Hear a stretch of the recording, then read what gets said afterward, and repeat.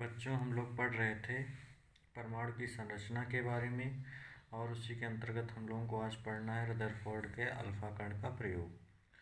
तो रदरफोर्ड ने सोने की पतली चादर पर अल्फा कणों की बमबारी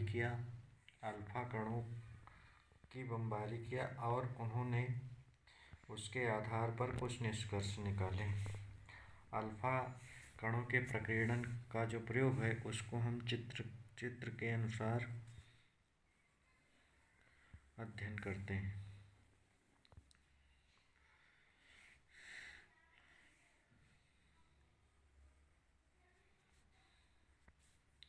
अब यहाँ से अल्फा कणों की इस परमाणु पे बमबारी हुई तो देखा गया कि कुछ किरणें सीधा निकल जाती रही थी आर पार। ये देखिए, लेकिन कुछ किरणें अपने मार्ग में वापस ही लौट आ रही थी। यहाँ से ऐसे टकरा के ऐसे वापस आ रही थी। सॉरी, ये जा रही है और ये टकरा के यहाँ से वापस आ रही है। इस प्रकार ऐसे ही यहाँ पर कुछ किरणें सीधे निकल जा रही थी,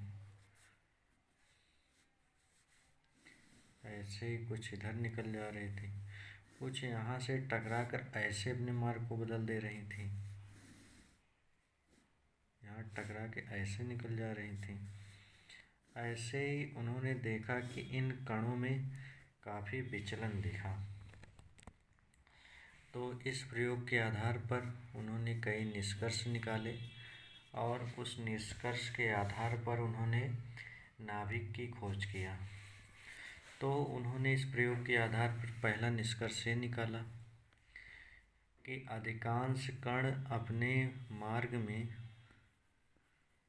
अधिकांश कण अपने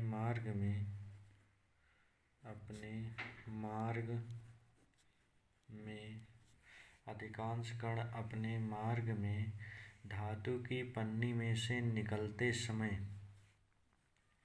धातु की पन्नी का मतलब पतली परत, पन्नी से निकलते समय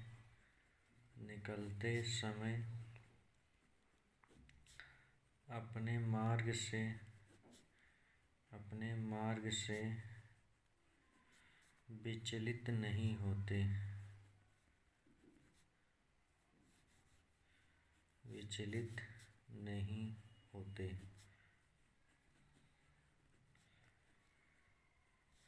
और इससे यह निष्कर्ष निकलता है कि परमाणु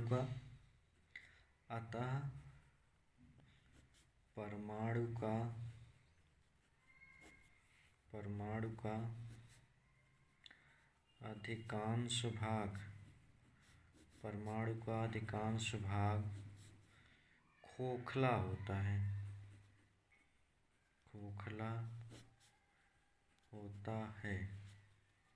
इन्होंने पहला निष्कर्ष निकाला कि कुछ कण अपने मार्ग से विचलित नहीं होते और सीधे आर पार हो जाते हैं, जिसके कारण उन्होंने ये निष्कर्ष निकाला कि परमाणु का कुछ भाग रिक्त जो होता है वह खोखला होता है।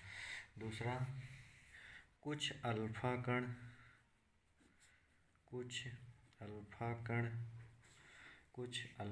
धातु की पन्नी से प्रतिकर्षित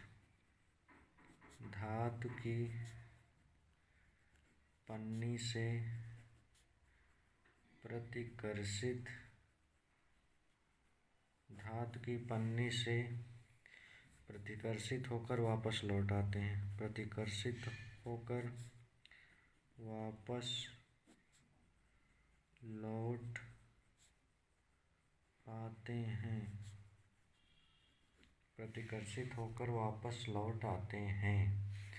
अतः इससे सिद्ध होता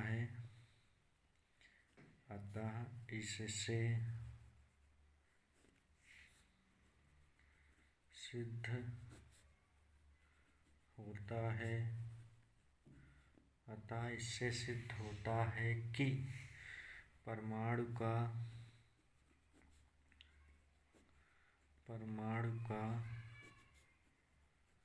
कुछ भाग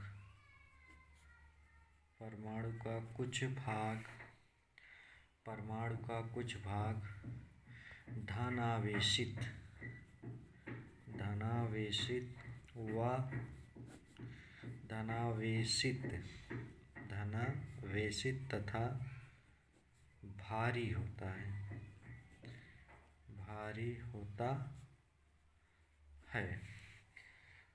होता है। अगला तीसरा इन्होंने निष्कर्ष निकाला, ऐसे कणों की संख्या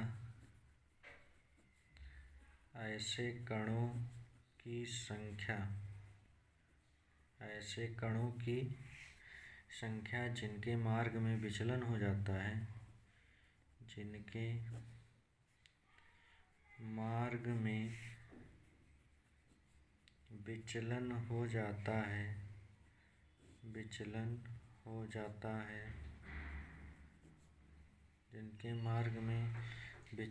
जाता है वह बहुत कम होते हैं।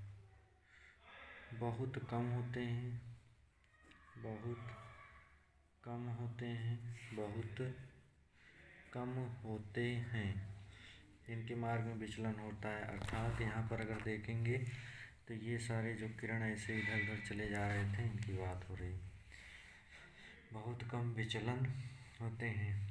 अतः धनावेशित एवं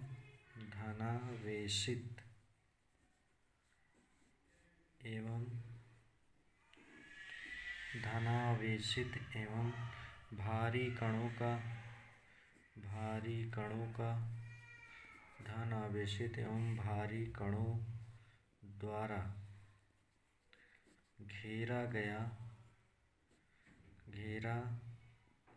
हुआ भाग बहुत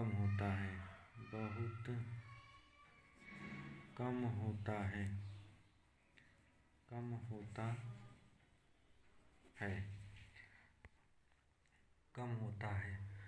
उपरोक्त प्रयोग से इस निष्कर्ष पे पहुंचा गया, अर्थात रदरफोर्ड ने इस निष्कर्ष पे पहुंचे कि परमाणु का लगभग समस्त भार तथा कुल धनावेश उसके केंद्र में एक सूक्ष्म आयतन में स्थित होता है। परमाणु के इस भाग को उसका नाभिक कहते हैं। ठीक, तो जो परमाणु का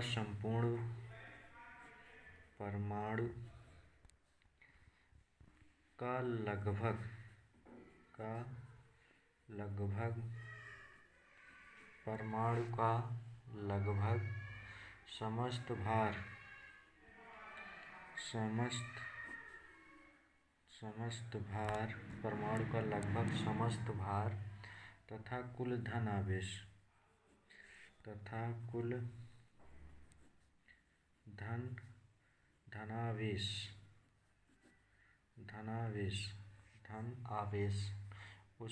केंद्र में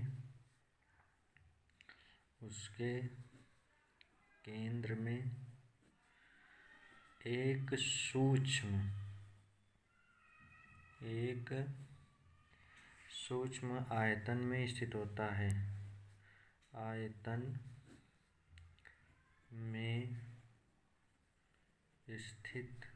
होता है।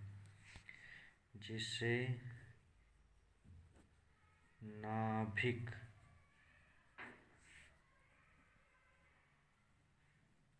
कहते हैं। तो इस प्रकार उन्होंने अपने प्रयोग के आधार पर नाभिक की खोज किया, और नाभिक की खोज करने के लिए उन्होंने सोने की पतली परत पर अल्फा कणों की बमबारी कराया, अर्थात सोने में उपस्थित परमाणुओं के ऊपर उन्होंने बमबारी कराया, अल्फा कणों की बौछार किया तो उन्होंने देखा कि कुछ कण सीधे निकल जा रहे थे, अर्थात परमाणु का कुछ भाग खोखला होता है, कुछ अपने मार्ग से विचलित हो जा रहे थे।